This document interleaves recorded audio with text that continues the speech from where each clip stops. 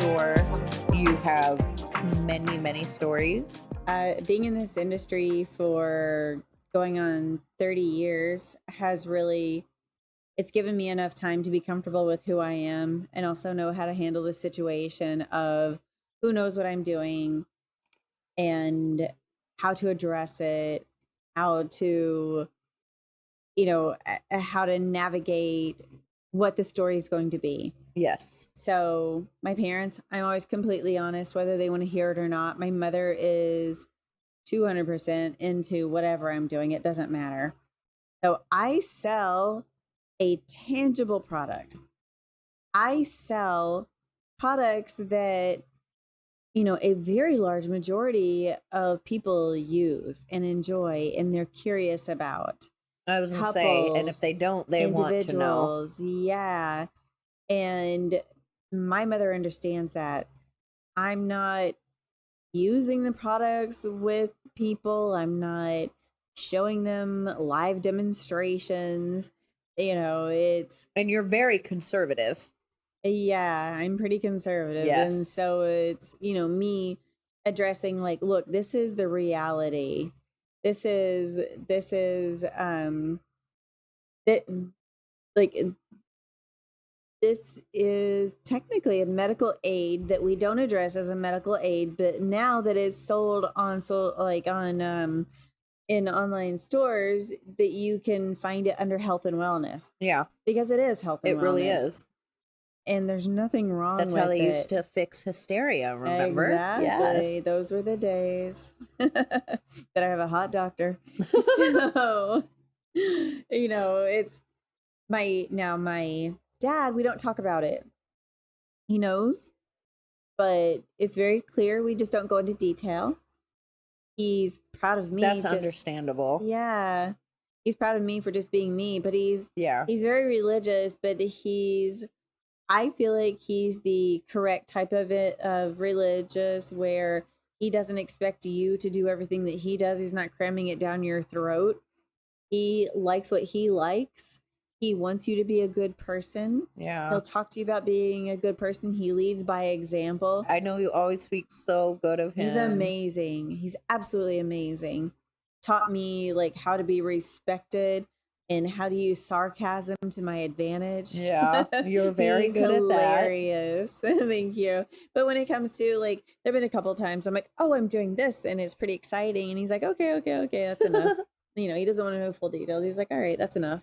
And, that's good. And my mom, she wants to know everything about everything and show me what you're working on. And, oh, that's amazing. And money. Yeah, money just wants to tell everybody. She wants to tell the world, this little handicapped old lady who doesn't leave her bedroom, just wants to like be our PR person. So proud of her baby. Oh, yeah. And then my daughter is now an adult. And I have done this before she was born. So it's been her entire life. Yeah, she doesn't know any different. Well, when she was really young, as far as she knew, I sold hair care and skin care and lotions and potions and everything to do with beauty.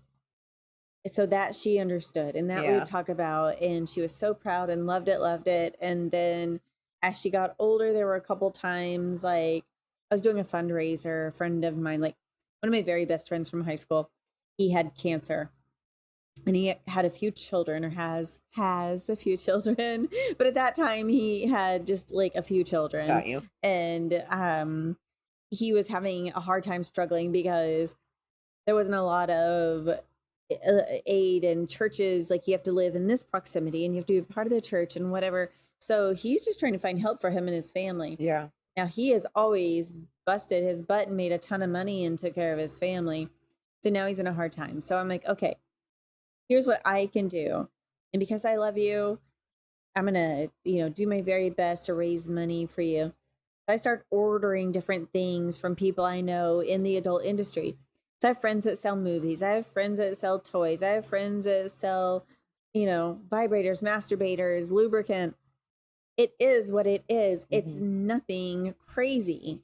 It's not taboo. Nobody's jumping out trying to grab your kids and, you Yeah. know, show them this stuff. Nobody's Like, trying to shove it up anywhere. right. They're just like, look, this is Yeah. here for you if you want it. Yes. Yeah.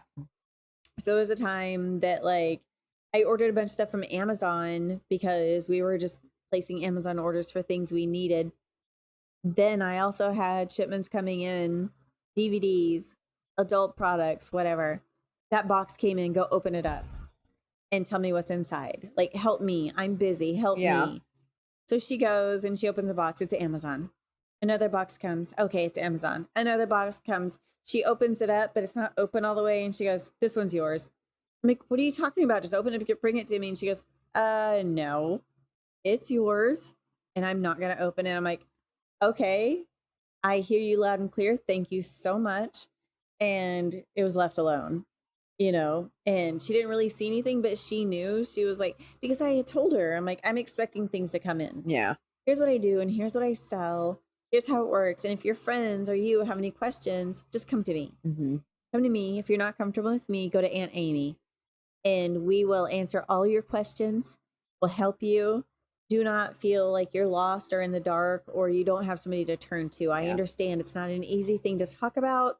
Something that would be nice for all of us girls to have. Yeah, yeah. And so I'm like, this is a safe place. And so for her, I knew it could have gone one of two ways. Either she was ashamed of me, didn't want to talk about it, and would have been embarrassed and just avoided the whole conversation, or supportive. And who knows, like, how far, like, does she want to know more? Does she want to talk about it?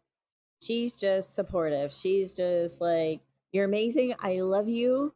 You do you. You're great at it, you know, and she's been with her boyfriend since high school, and we don't really. Does anyone in your family ever ask, like, how this is just, I still going back to how you even started, just because it's so crazy to me thinking like you're this type of person and then, oh, let me take this unnatural thing and let me sell it.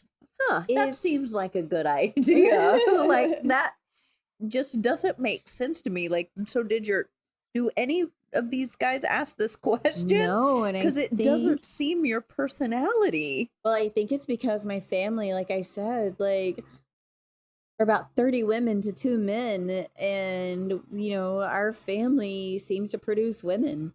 So we are a family full of women, and they are all very loud and outspoken. I was more the calm, quiet one, didn't really talk about my stuff, but everybody talks about everything, and there was no privacy. And that's great. Like, I do love that. Yeah. It's just you look like this. I'm stereotyping, basically. Everybody does. Yeah, but you, the way that you look, you and your personality. But if I understand why people make misconceptions, have misconceptions about people all the time. Yeah. I do understand that. So I'm not saying anything about that. But you look like you work in the sex industry. If there was a look, right? You just look like you were built for that. Oh, I think that's yes, like I mean that as a compliment. And so I understand the confusion. I'm not saying that it's right that you're treated that way. I'm not saying that at all. But I also understand, if I were to hear that you sell sex toys, that would 100% make sense to me. Like, I look like I could sell sex toys, right?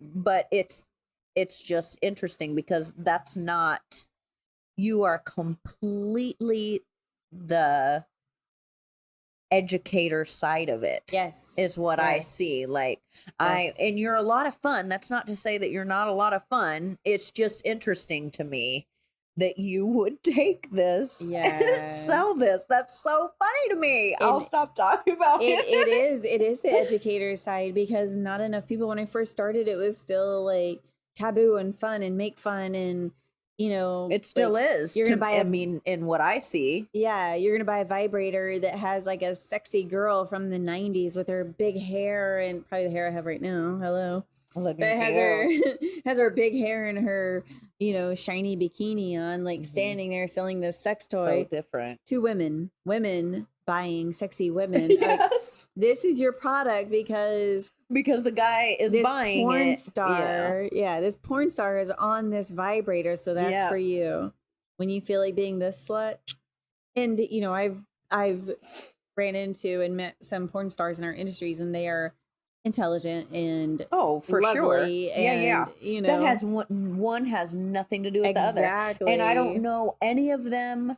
I don't have anyone in the industry that takes that as offense. Like Yeah. it's like it is what it is. We're using what we can to Yeah. an advantage like everyone does. Yeah. It's like we're be upset if you want to be. This is I just again, it's just so crazy to me that like I could see you're a natural when you believe in something you go for it and Yeah. you're a natural salesperson. Thank you. So you could have did this with anything, but instead No, because back when I was trying to get into being a salesperson, I worked for a doctor. And I think we discussed this probably last time we were talking, but it was like I was working for a doctor, an orthodontist, I remember you and saying. I could only make so much money. And when I realized I made But what the most, I needed to do more. And I could not get a company to hire me doing sales. So you just thought I'm gonna have to make my own. I had to find my own way. So I started selling lingerie. Then Well, and because I remember that, I just remember your story of you saying you went into the sex store and you wouldn't touch anything, and you turned the back and you were trying to look on the back of it and couldn't buy. And it's like, of all things that you could have sold, you're doing it with that. So because it's still a taboo industry. It still is. I'm not going to say it was. It still is. Oh, for sure. A taboo industry. So when I started, there were very few women in this industry. Yeah, and for you blaze that trail. And there's still a few, like the ones that I met when I first started, majority of them are still there. Why wouldn't you have, why not?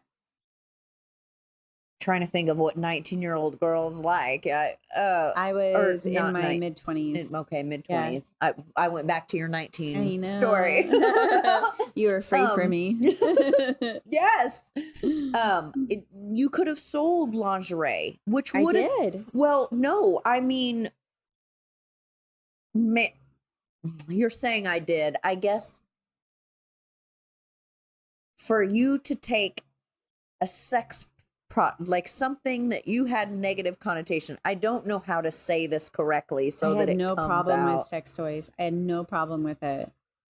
It was not negative to me, and it's not negative. What part, whenever you were like, ooh, what part was negative, I guess? For the fact that nobody would hire me to do a job that I was overqualified for. Well, whenever you went to the sex store, I just have to go back there because now I'm in this story. I'm invested. And I'm like, okay, so what made you decide those toys instead? I know that you were talking about the sales. I sell toys instead of lingerie. Yes. Because it's a whole different animal. Like, you're going into an industry you know nothing about. So your lingerie salesperson, the regional. So you have a rep who reps multiple companies. So let's say one of my favorite brands in Texas that I was buying from, the rep they had back then was one woman for this whole area, selling like 5 different companies. So why didn't you go look? Because there's one woman in the entire area. Then there's another area, one person. And do you know who's repping those lingerie lines right now? The same woman. When you're in, you're in. That's another reason why people get into this industry, is because you find your niche, you're in it, you're in. But but you could have sold other lingerie. It's not how it works, and especially not back then. What other lingerie? So it was Walmart? You want me to go get the lingerie from Walmart and sell it to people? So the industry was so limited. Yes. You were like, okay, So, and you were in the lingerie industry already. You knew about that. And so, Yes. okay, that makes more sense to me I because didn't it's like know, you like, branched out. I knew what I sold and I tried to do that. So I didn't say that. I did try. So when I tried is when I learned each region has a sales rep. Those And sales reps then, still exist today in those same so regions. you broke that down and thought, F this. I couldn't get in. So It's not F this. I going got to move the on. next branch right there, whenever you've got your lingerie, that next branch would be sex toys. And so that's what you were thinking It in was an order to stay. opportunity. That makes sense to me. I have been so confused on that. Like, what? How do I also don't you? have a problem with sex toys. Well, and I know that you don't. Like, you're very independent. It's not, it wasn't that at all. Yeah. Like, you're very good with And education. money. It was, You it gotta- was the fact that what you had to do in order to be knowledgeable about this and do it. That's what it was like. That didn't make any sense to me. Why would you put yourself through that? You didn't know any of this, going through that store where you didn't want to go. You clearly had negative, feelings. And so I was just I wanted to be brave. so confused. Oh, I get it. I tried. And I didn't want to be there, but you were brave. You didn't feel it at the time, but you were. Oh, I walked in the door. I felt pretty damn brave. Oh, well, perfect. But I wasn't brave enough to stick around after. I don't know what touched me, but I wasn't going to find out. My mind just could not get off of that since you told me that. And it's like, so now my mind can go off that because you did try other avenues. It didn't work. And this was just the most logical for you to. I tried selling construction items. I tried getting jobs, a job being a liquor salesperson. Like, I know I didn't drink, but I don't feel like you'd have to drink. Yeah. I was a great salesperson, but nobody would give me that opportunity. And when anytime I would go somewhere, it was all based on how I looked and that I was a woman. And it wasn't even if you could have gotten something, it still wasn't enough for you. Like, you knew I was only going to get a receptionist, and I wasn't. Why would I be a receptionist making? Let's see, if I was in the in the 90s, if I was making $15-16 an hour, which wasn't bad back then, why would I want to go take a job making $8 an hour to be a receptionist in a different industry and them not let me sell and make more money for them and for me? Why would I do that? That's dumb. So if I had to do something that was... She said, that's dumb. That's dumb. Why wouldn't I do something slightly uncomfortable that wasn't really hurting me? You're the queen. It was a learning curve. Yeah. And, and make my way that way. So it made sense. In the lingerie, like, yeah, it was interesting, but also, like, meeting these people that work for these companies and sell the products, the same people that I would have been trying to take their jobs. First of all, I couldn't have taken their jobs because they're adored by the people that buy from them, but also they're worthy of that. One of the salesmen who sells lingerie, I'm friends with his daughter. They're so nice. And this is his career, this is his life, and this is how it works. And there's like mafia references in our industry. People say, like, I haven't heard the mafia references, but I do know that everyone that you talk about, they're like, this industry is actually a small community. It's like whenever your industry, my industry, like people say all the time about Austin, it's like a small town with a big, in a big city. And it's like, that doesn't make sense to me until it finally makes sense. And it's like, oh, okay, you know what? This place is massive.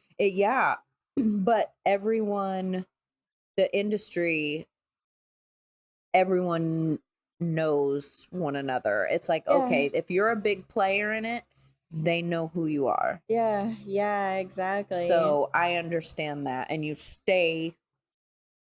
Yeah. So, like, getting into it, doing the sales of the adult products, getting out there, educating people. Like, I was at the top of the game, at the top of the food chain for a while, working for a big company, but my mother's handicapped. She needs me. My daughter was still young. She needs me.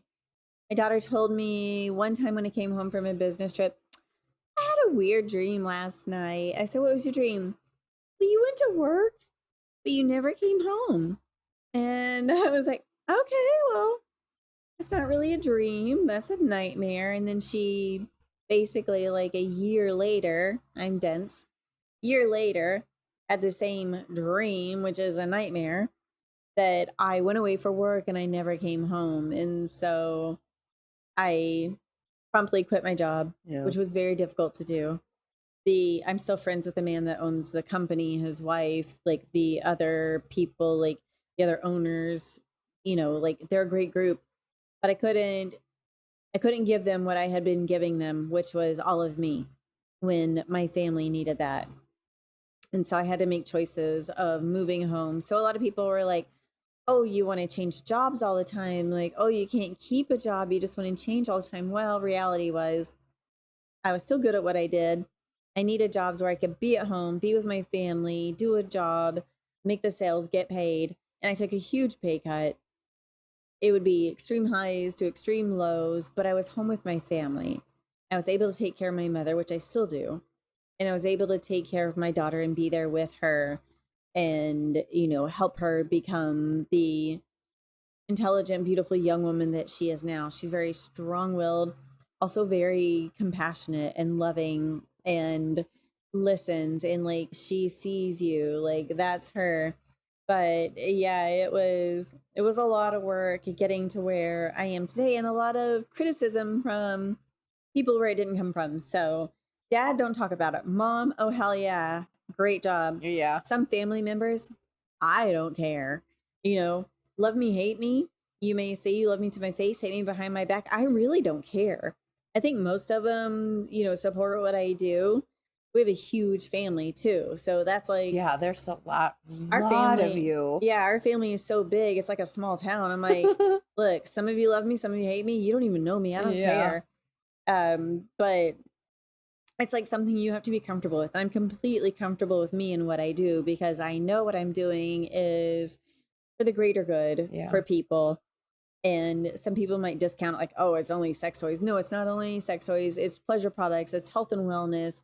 It's educating people on how to be a better partner, how to be a better you. And I don't have to get into your life to tell you this is what you need or what you want. I tell you about this and how it might fit into your life, but I don't have to go into detail on it. Yeah. It's up And to you what you do with the information I'm yeah, about to share. Take it or yes, leave it. I'm just here to. yeah. So mostly like family, like family in multiple like generation facets. Like it is what it is. It's fine. And then dating. There have been times that I'm dating somebody and they won't take my career seriously. Like, oh, it's a joke.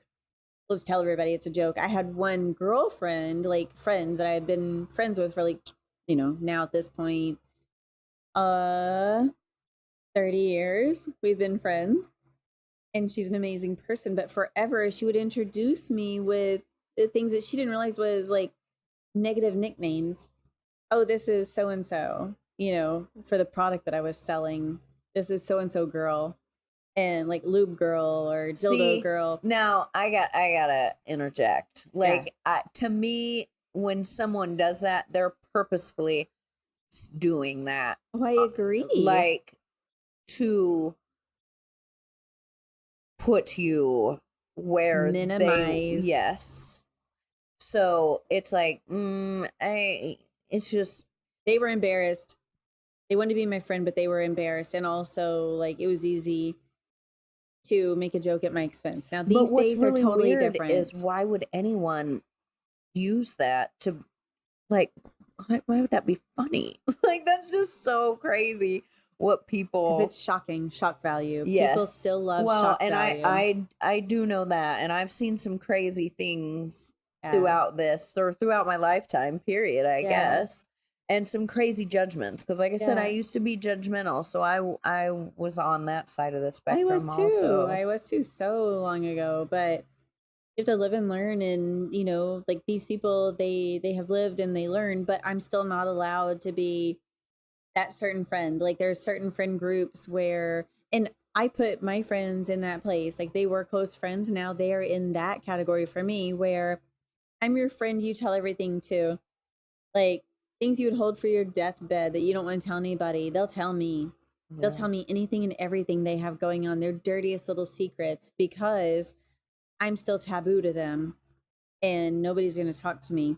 Nobody they know is ever going to know the things that I know about them. But see, I wouldn't want somebody's information about that. Almost like I don't you hold judge. mine and I'll hold yours. I don't Like I know judge. I get that, but I wouldn't want like I have secrets from people who have betrayed me. Yeah. I want to scream them from the rooftops.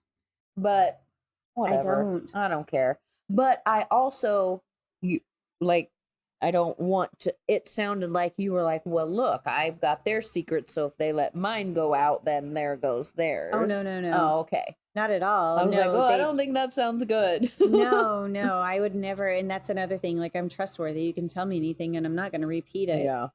But they're still afraid to bring me into their like holy church group, you know, like, oh, we're going to church. Like, oh, I can't do that Oh, because because of what you do. me and my church group, you Yeah. know, like, oh, I'm getting together with these girls, but I'm never invited, you know, Yeah. and that's fine.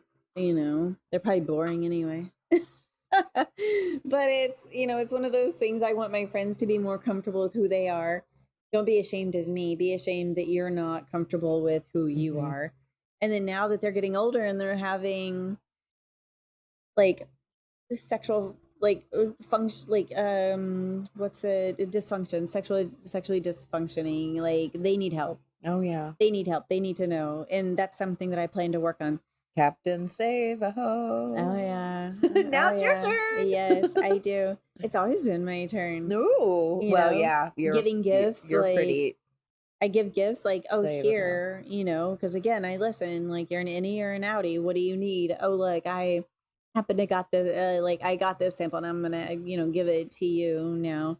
But yeah, now that a lot of people are getting older and they need to know, what do I use? What's the best lube? And I love my friends who are just out with it. Like, I love this. I love this size. I love it to do this. And that's my favorite thing. I'm like, got you. You know, let me talk to some friends, you know, guy or girl. And I've had many guy friends, non-sexually, like not coming on to me, tell me what they like or what they want, and that's not a problem. I don't Oh, want to hear all yeah. the details. Like, Well, no, but give it again. They I look always at hear you the as an details. educator, and so you have to have that proper information, right? So Yeah. that's actually a compliment.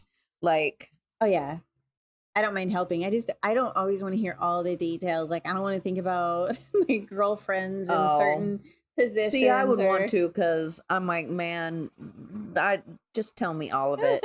Describe it in better detail. I get that from my husband because anytime like I would go somewhere, I'd be like, "Ooh, tell me in great detail. I want to hear. Oh, like, I got some details. what was this move? What position was like anything?" It's like, calm down. We went to dinner, fool. Well, like some of these like situations are so vanilla and so mundane. I'm like, yes, okay, cool, all right then. Yes, that's all right. So do cool. you meet going back to dating, which I hate even asking you this because I know it's not even Ask something big in your me. life, but and I think everybody puts like, oh, you have to date, you have to have it, Everybody thinks that. everybody does think that. And so me saying this question, but are you you're not opposed to dating. It's just you've yet to have the right mix or person. Right, I'm not opposed to it, but If it happens, it happens. If it, no, I get it. That's not it. That's the best way. No, it's not. If it happens, it happens. Oh. Because there have been plenty of times that, you know, somebody's asked me out, but Well, no, I mean if a relationship happens. right. Yeah. But what were you saying if someone asks you out, but It's not that I've given up on relationships, but more often than not, they don't listen and they don't understand what I do, and they think I'm something totally different, and I'm not going to be manipulated or controlled, and I'm not trying to control them, and I'm also not trying to be you know, their pleasure product, you Oh, yeah. know, like it's just, or they think because I am like, I may be complicated in a lot of ways, but when it comes to being a friend, I am not complicated. And I think that's confusing, like you said, like, because the fact that I'm able to be so forthcoming and honest, I've been called shady. I've been called like deceitful, like I'm hiding something, but it's just that everything is so obvious about me. I don't post stuff on Facebook because there isn't anything to post. Yeah. And I had a conversation with somebody where I was called shady because I didn't post on social media. And I Oh, was I like, remember you telling me that I'm like, do story. you hear what you're saying? Yeah. I speak to you every day. You know, you're one of my closest friends, but I'm shady because I don't post on social media. Think about that one and get Yeah. back to me. But think about that as a statement in of itself. You're like, I'm sorry, is that coming out of a person's mouth that social media Yes, I said. like that to because it's so fake. Yeah, Everything out there is so that's fake. what I And that's said. crazy that someone would use that to validate whether you're real or not. Like this is someone that you talk to all the time. That doesn't make sense. Or that your friendship is real, or they're at a certain status because they are there. And I have friends that'll post stories like, I'm 30 minutes away from where you are, and I have a friend that comes here to visit another friend. I'm 30 minutes away. I don't get phone calls when they come here at all. And should it hurt my feelings? No, because you're not coming here to see me. Yeah. If you want to come see me, you go 30 minutes more. You don't have to call me when you're here. I don't care. You know, I'm happy that you're here. That's fantastic because I've also gone to other states and not called people, and it doesn't mean that I care about them any less. Right. It means that you have something that you're doing Yeah. and you don't have that time. Yeah. Like I understand I went up to Chicago for work and I Yeah. hadn't been I'm from Illinois Yeah. originally, and whenever I went up to Chicago, it was awful to me. I felt terrible because I'm going past, Yes. you know, and it's like, oh, I didn't even tell my family that I was there, and I felt You feel bad, but I hadn't guilty. been home. I had not been back home for like 6 years at this Yeah. point, and 7 years because like I said, I went through a depression, and like so I hadn't been home, and I thought, ugh, that made me feel bad Yeah. for not doing that. But like you said, you don't feel bad about, Yeah. and other people shouldn't either. It's like whatever. We make choices every day. And I don't feel bad about not living my life openly on social media. And maybe at Yeah. one time I did. It, like when I first got on Facebook, I did not post anything but work because I got on there for work. That was the whole purpose. Like Yeah. marketing way back when, you know, when nobody was talking about marketing online. And so I'm like making friends and our work associates and keeping up with people and being able to talk whenever it was like everybody's busy, but I can get on here and say hi and talk to you and Yeah. see what you're doing and we can both share. And then for a long time, nobody knew I had a child. Well, that's my child. That's my time.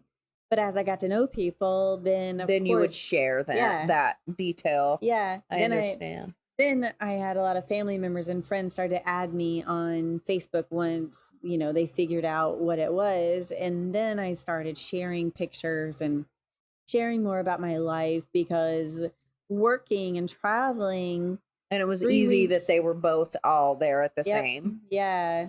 I So understand that. That's traveling the 3 only reason weeks why out of a I month. Yeah. have family on my Facebook. I Yes. don't get on it, but I think, well, just in case I want to connect with them, and then I never do. But Yeah, I need to just I delete it do. as a whole.